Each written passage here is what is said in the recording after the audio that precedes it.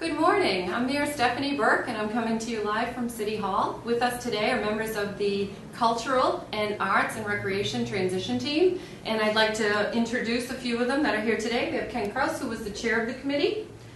We have Sarah Beasley, Monique Doherty, and Paul Solano. And with us also is Allie Fisk, who's the newest addition to my office, and she is the liaison to businesses and to the cultural community. As you may realize, we put together 3 transition teams early on in our administration. One was the constituent service transition team. A second one was the business and economic development, and of course the cultural and recreational transition team. They've worked very hard over the last several months, not only meeting with the citizens, but also conducting surveys so that we could have a roadmap for the future of Medford from a cultural and recreational perspective on how we can move this great city forward to benefit all of the citizens of the city of Medford. So I'd like to introduce Ken Krause to say a few words, and then I will add a few comments. Thank you very much, Mayor Burke. Our committee was very grateful and excited to be asked to help the mayor to look at ideas to enhance arts, culture, and recreation in the city. We agree that it's a very vital component to the quality of life in the city and also to the Medford economy. And one of the many reasons why people choose to live in Medford and enjoy living in Medford.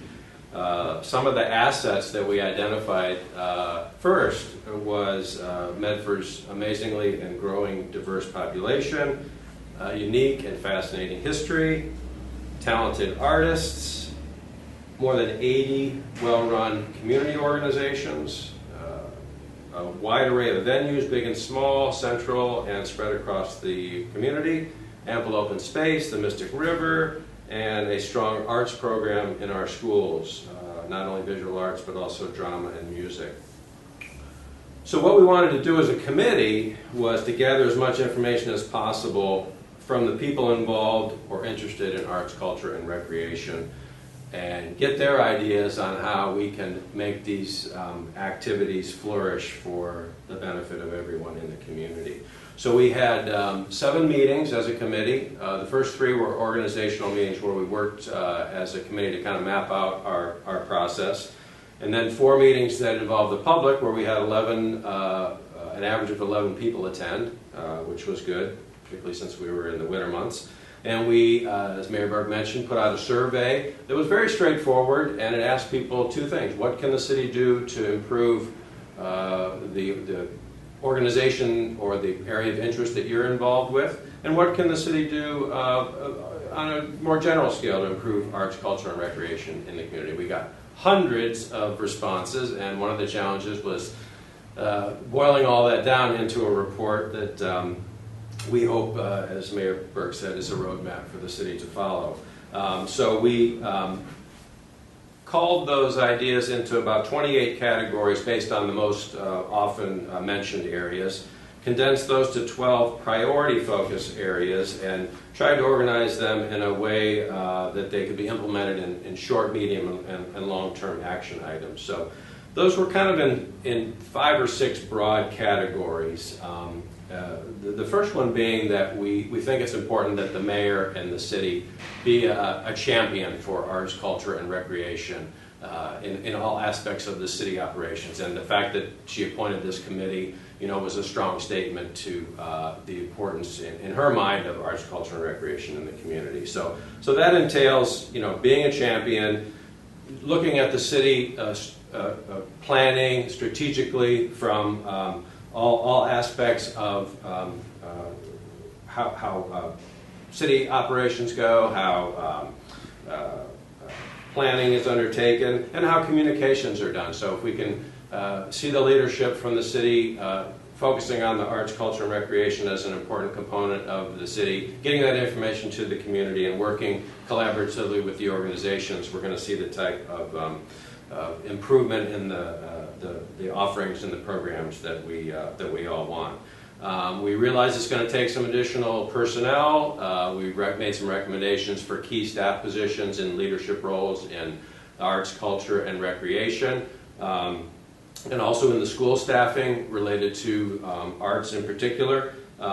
We're cognizant there are many competing needs and demands for the city to address related to the budget, but we've been able to identify some key positions that really would only probably require about a 0.5% increase in what is currently allocated in the budget, and can go a long way toward achieving the objectives we're looking for, but also to generate more income. One of the ideas that was provided was to have a grant writer on staff, and that's someone that could, obviously generate a lot of income for the city for the types of programming that we're looking for. And also, looking at our city facilities, it's important that they be invested in and kept to a high state of repair. Both physical buildings and the open space and parks, so we make sure that those are safe and inviting for people to enjoy. And also looking for new sources of revenue that maybe haven't been tapped yet, such as the Massachusetts Cultural Facilities Fund. So all those details are spelled out in our report, and I hope people will take the time to look through them. And we also approach this as an exercise not to just complete a report and be one more document that's sitting on the shelf. We think it's important that everybody who is involved, us included, will continue to work with the city to bring to fruition a lot of the ideas that have been suggested. Lastly, I just wanted to share one observation that came out of our committee, and that was, some people questioned the melding of arts, culture, and recreation into one committee. And there were several instances where maybe it wasn't obvious where arts, culture, and recreation can coexist or complement each other, but we came up with several ideas related to that. But the other thing that I found interesting was a lot of people mentioned that how refreshing it was and exciting it was to have people from different segments of the community together in the same room that rarely are in the same room together with arts, culture, and recreation. And there were a lot of good insights shared. There was a better understanding of where each segment is coming from, its needs, and how we can support each other better. So I hope that exercise and that outcome is something we remember, and there's more opportunities as the city evolves to bring people together from different aspects of the community to learn more about each other and how we can help each other for the betterment of. So again, thank you for the opportunity to be on the committee, and Thank you very much, Ken. Appreciate all your support. Thank you. I just wanted to add that there were a couple of other members that are not here today, but I did want to announce because of their hard work. They were Kelly Allen, who's a recreational hockey specialist, Joan Sear, Susan Fairchild, Anthony Petrellis, Gary Roberts, and Donna Sullivan. They also served on this committee. And I have to send my heartfelt thanks to all of the members for all of the meetings that they held and all of the time that they put into not only engaging the public, but also putting the report together that will be online this afternoon. So we're really proud of the work they did, and I made a vow to them the very first night when I met with everyone that this will not be scrapped or put on the shelf, that we will work hard to try and achieve some of the goals that were set, and there were several goals, I have to say, that we will be working on. I know one was full-time recreational opportunities, so over the summer we'll be putting together a group not only of parents and teachers and students alike to find out what the needs are and how can we do things better. You know, we're not the same as every other community, so we have to do it our way and we have to do what's best for our community, but we make a vow that we will be investing time and energy to trying and figuring that out. Also, we can't, this day can't go by without announcing the library's on a fast track to try and obtain state grants for the library facility. And as we all know, the library is multifaceted these days. It's not only to go in and study and research and read. It's becoming a meeting place for the public, and it's a great facility. So we need to augment the services there and also add that second floor that's accessible so that the public can use it more for makerspace and other alternatives for the arts community. And at this point, I want to introduce Allie Fisk, who has served hard and many years with the arts community in the city of Medford. She is our liaison to the arts community and the business community, which we feel overlaps tremendously. And she comes to us with experience with Cachet and various other art organizations in the city and the state. So we're really proud to have her on board, and I know that she's going to be a great spokesperson for this office, and I'd like her to say a few words.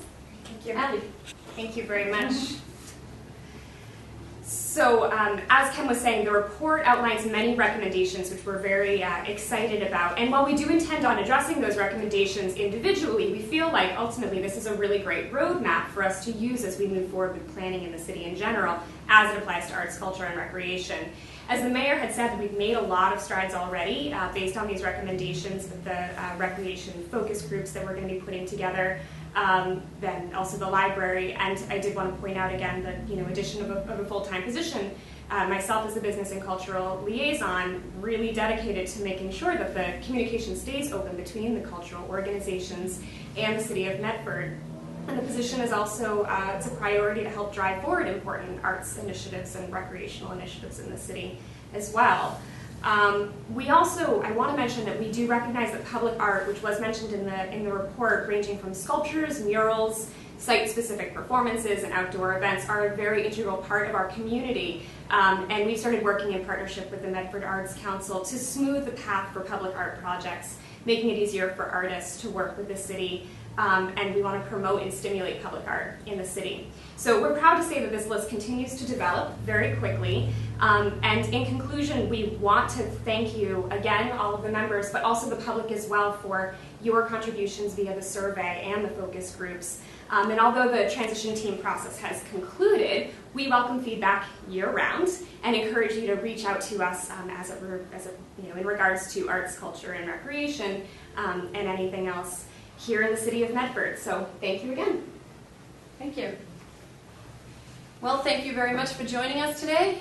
We are very pleased to announce this report and post it online for people to access and comment. And like Allie said, feel free to reach out to this office for any other ideas you may have in the future. We look forward to working with you. Thank you very much.